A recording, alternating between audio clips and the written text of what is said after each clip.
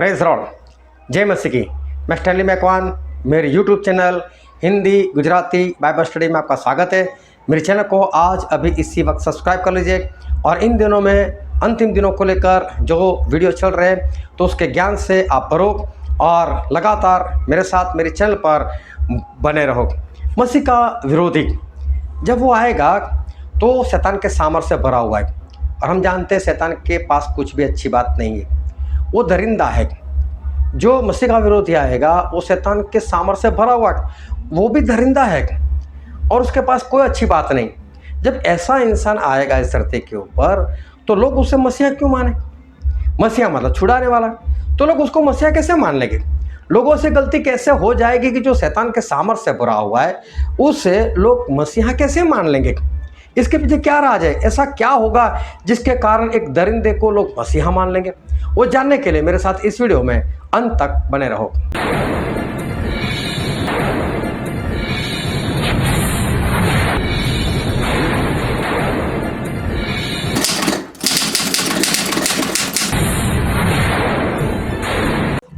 लोग मसीह का जो विरोधी है, एंटी क्राइस्ट है, उसे मसीहा क्यों मान लेंगे? ये गलती लोग क्यों करेंगे? वो जानने से पहले आपको ये जानना ज़रूरी है कि उससे पहले दुनिया के हालात क्या होंगे। जब तक आपको ये नहीं पता चलेगी बात, तब तक आपको मसीह के विरोधी को आप नहीं पहचान सकते और क्यों लोग उसको मसीहा मान लेंगे वो बात नहीं जान सकते। इसलिए उससे पहले दुनिया के जो हालात हैं वो कैसे हो जाएंगे, और अभी हम उसी हालात में जीवन जी रहे हैं। इसलिए बहुत ध्यान से इस वीडियो को देखना।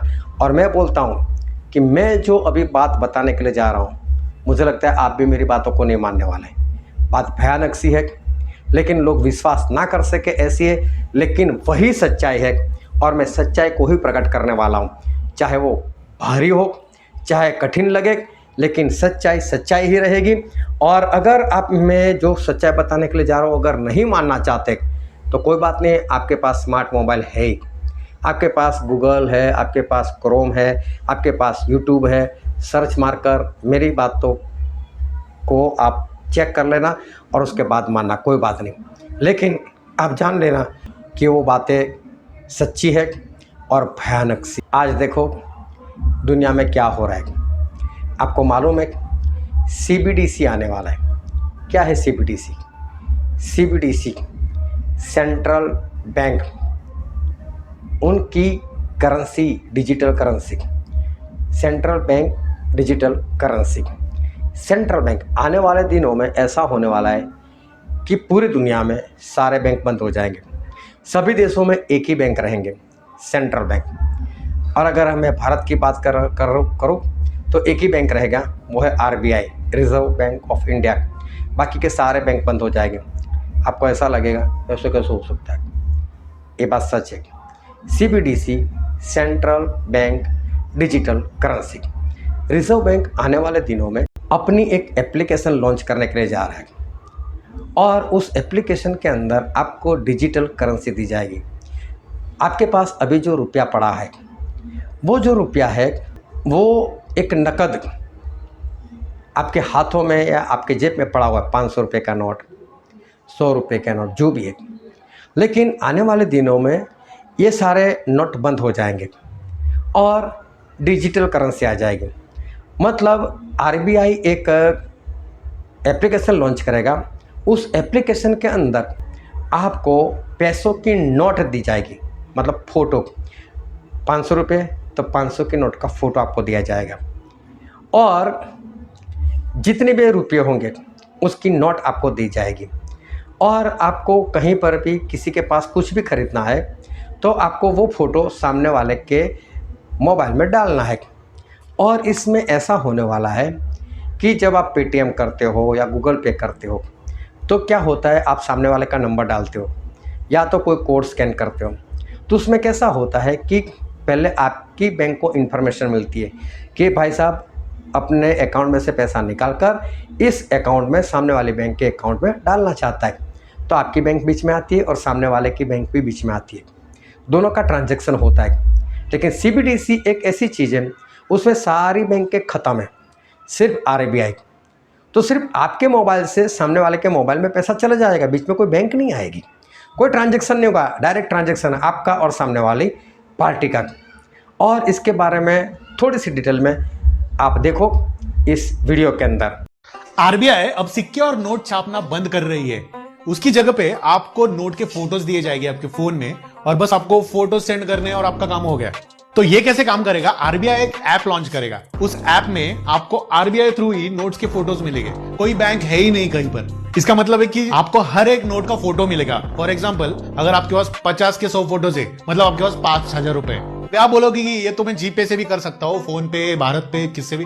लेकिन इसमें डिफरेंस क्या होगा कि इसमें कोई बैंक इन्वॉल्व नहीं होगा। जब आप जीपे से करते हो तो पहले तो आपको बैंक से रजिस्टर करना पड़ता है, और जिसको आप सेंड करते हो उसके भी वो बैंक में ही चला जाता है। तो यहाँ पे कोई बैंक नहीं होगा, बैंक बाईपास हो जाएगा। बस RBI to RBI note transaction हो गया आपके ऐप थ्रू। इससे फायदा क्या होगा?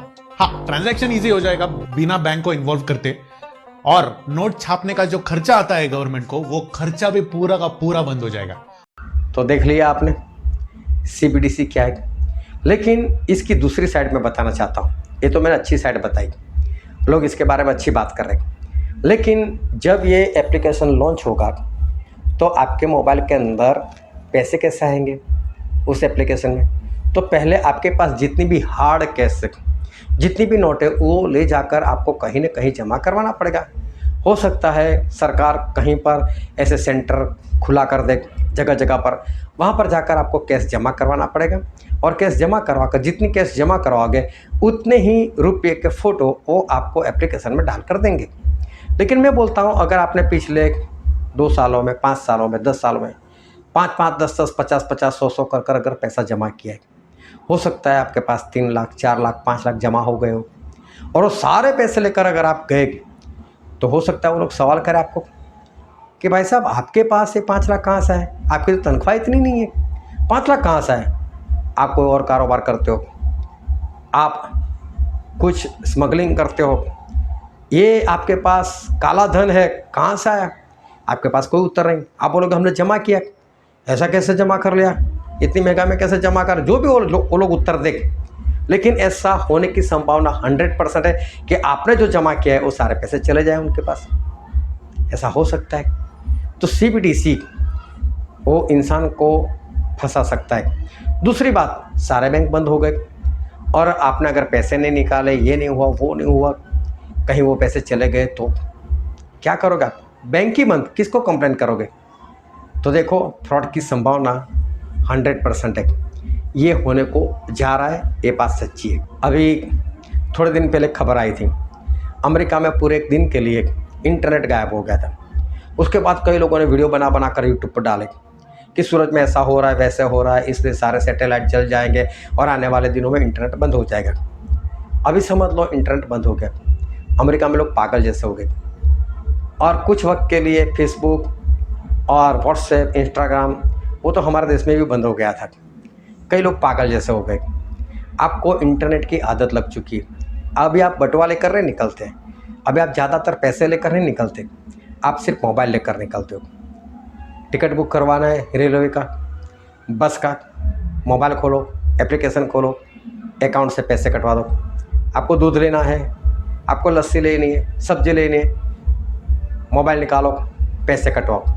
लेकिन अगर आपके देश का इंटरनेट एक बार अगर फेल हो गया, समझो हफ्ते तक नहीं आया, हफ्ते के बाद में जब आप बैंक में गए तो पता चला आपके अकाउंट में 0 हो गए, किसको कंप्लेन करोगे? वो तो बोल देंगे कि भाई साहब इंटरनेट फेल हो गया था, हम क्या करें, अभी आपके अकाउंट में दिखा नहीं रहे तो हम क्या करें, हमारे पास कोई सबूत नहीं, आपके पास कोई सबूत नहीं, सारे पैसे चले गए। तो ये भी तो ट्राई कर रहे हैं। और मैं एक बात बता दूं कि जितनी भी ऐसी बातें आती है बाजार में, तो समझ लो ये कोई है जो इस धरती को कंट्रोल करना चाहता है, हम सभी को कंट्रोल करना चाहता है, और ऊपर से उनका प्लान है ही ऐसा करना।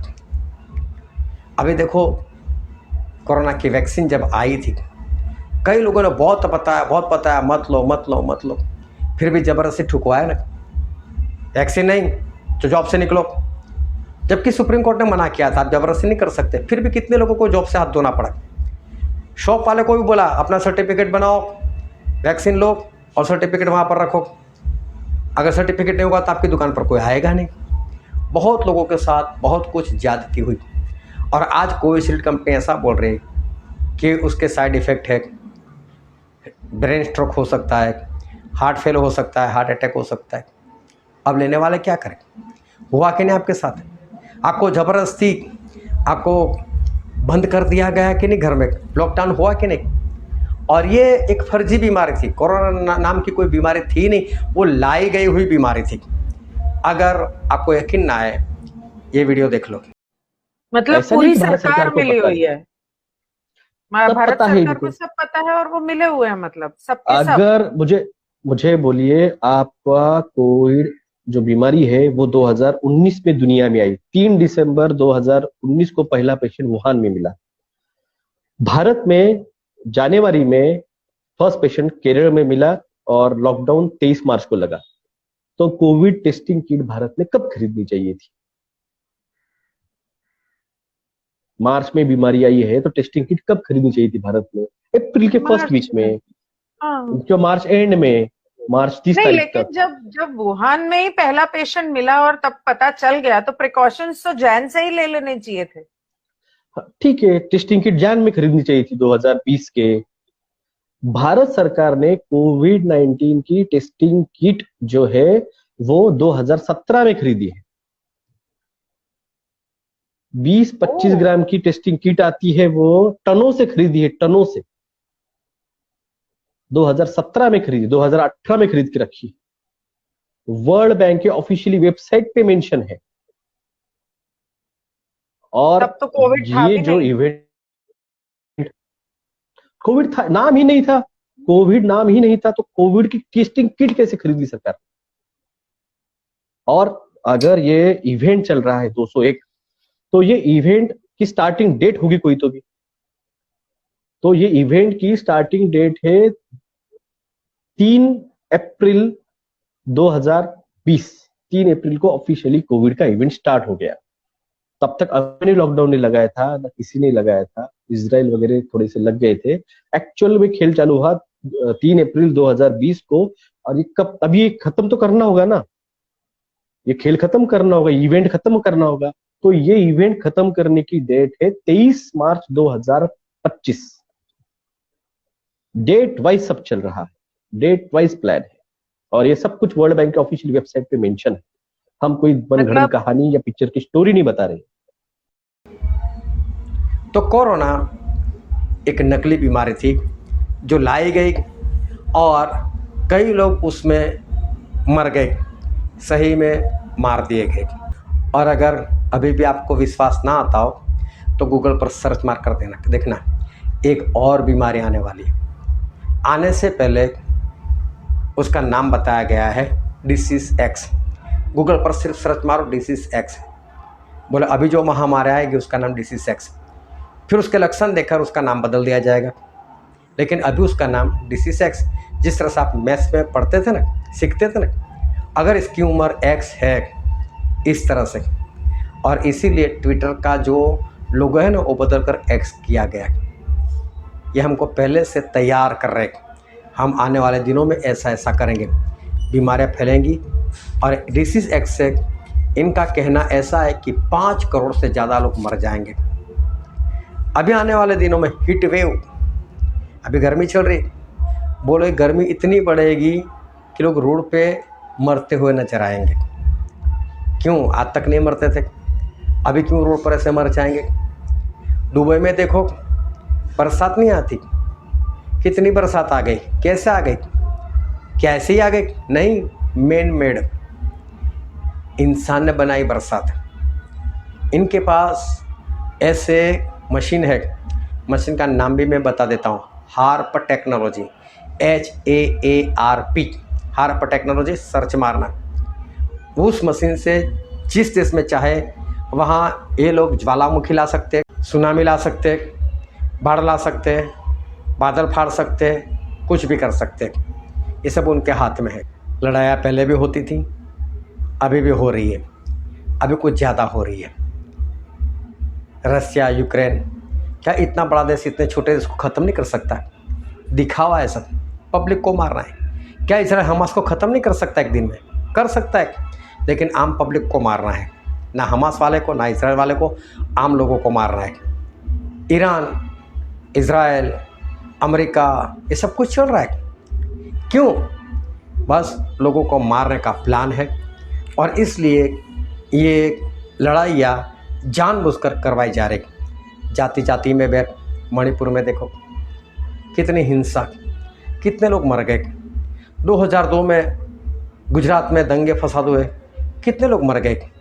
जातिवाद और लोगों को मार दिया जाएगा, दंगे करवाएंगे, ये सब कुछ आज हो रहा है, हमारे सामने हो रहा है। आज दुनिया के हालात ऐसे हैं, जैसे जैसे हम आगे बढ़ेंगे हालात और भी बदलते जाएंगे।